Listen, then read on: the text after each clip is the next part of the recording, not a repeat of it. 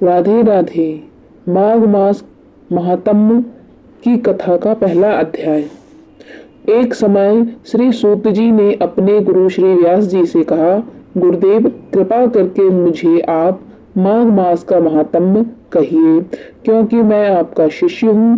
व्यास जी कहने लगे कि रघुवंश के राजा दिलीप एक समय यज्ञ के स्नान के पश्चात पैरों में जूते और सुंदर वस्त्र पहनकर शिकार की सामग्री से युक्त कवच और शोभायमान आभूषण पहने हुए अपने सिपाहियों से घिरे हुए जंगल में शिकार खेलने के लिए अपनी नगरी से बाहर निकले। उनके सिपाही जंगल में शिकार के लिए मृग, व्याघ्र, सिंह आदि जंतुओं की तलाश में इधर उधर फिरने लगे।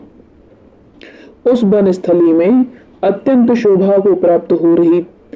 कहीं कहीं मृगों के झुंड फिर रहे थे, कहीं गीदड़ अपना भयंकर शब्द कर रहे थे और कहीं गेंडे का समूह हाथियों के समान फिर रहा था।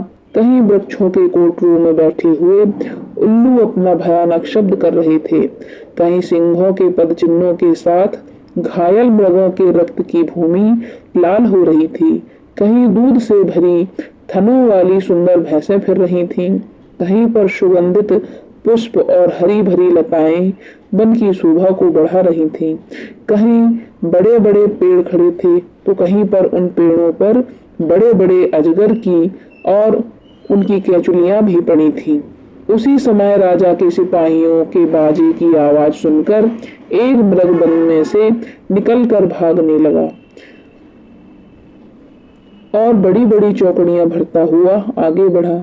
राजा ने उसके पीछे अपना घोड़ा दौड़ाया, परंतु मृग पूरी शक्ति से भागने लगा। मृग कांटेदार वृक्षों के एक जंगल में घुसा और राजा ने भी उसके पीछे वन में प्रवेश किया, परंतु दूर जाकर मृग राजा की दृष्टि से ओझल हो गया। राजा निर्जन वन में अपने सैनिकों सहित प्यास के मारे अति दुखी हो गए।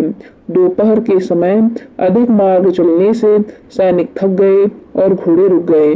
कुछ देर बाद राजा ने एक बड़ा भारी सुंदर सरोवर देखा, जिसके किनारे पर घने वृक्ष थे। इसका जल सज्जनों के हृदय के समान स्वच्छ और पवित्र था। सरोवर का जल लहरों से बड़ा सुंदर लगता था। जल में अनेक प्रकार के जल जंतु, मछलियां आदि स्वच्छंदता से इधर उधर फिर रहे थे। दुष्टों के समान निर्दयी चित्त वाले मगरमच्छ भी थे। किसी किसी जगह लोभी के समान सिमाल भी पड़ी हुई थी। जैसे विपत्ति में पड़े हुए लोगों को दुखों को हरने वाले दानी पुरुष के समान यह सरोवर अपने जल से सबको सुखी करता था। जैसे मेघ जातक चातक के दुख को हरता है, इस सरोवर को देखकर राजा की थकावट दूर हो गई। राजा को रात्रि में वहीं विश्राम किया और सैनिक पहरा देने लगे और चारों तरफ फैल गए। रात के अंतिम समय में सूकरों के एक झुंड ने आकर सरोवर में पानी पिया और कमल के झुंड के पास आया। तब शिकारियों ने सावधान होकर शूकरों पर आक्रमण किया और उनको मारकर पृथ्वी पर गिरा दिया। उस समय सब शिकारी कोलाहल करते हुए बड़ी प्रसन्नता के साथ राजा के पास गए और राजा प्रभात हुआ देखकर अपने साथ ही अपनी नगरी की तरफ चल पड़ा, जिसका शरीर तपस्या और नियमों के कारण बिल्कुल सूख गया था, जो मृगछाला के वल्कल पहने हुए था और नख रोम तथा केश धारण किए हुए था।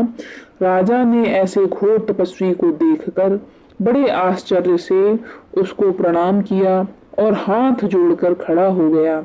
तपस्वी ने राजा से कहा कि हे राजन, इस पुण्य शुभ माघ में इस सरोवर को छोड़कर तुम यहाँ से क्यों जाने की इच्छा करते हो? तब राजा कहने लगा कि हे महात्मन, मैं तो माघ मास में स्नान के फल को कुछ भी नहीं जानता। कृपा करके आप विस्तार पूर्वक मुझको बताइए। मित्रों, माघ मास का पहला अध्याय यहीं पर समाप्त होता है। इस अध्याय के सार को जानने के लिए हमें दूसरे अध्याय को जरूर सुनना चाहिए और साथ ही हम आपसे निवेदन करते हैं कि आप हमारे इस चैनल को लाइक और सब्सक्राइब जरूर कर दीजिए। आगे की कथा सुनने के लिए हमारे दूसरे वीडियो को जरूर देखें। धन्यवाद।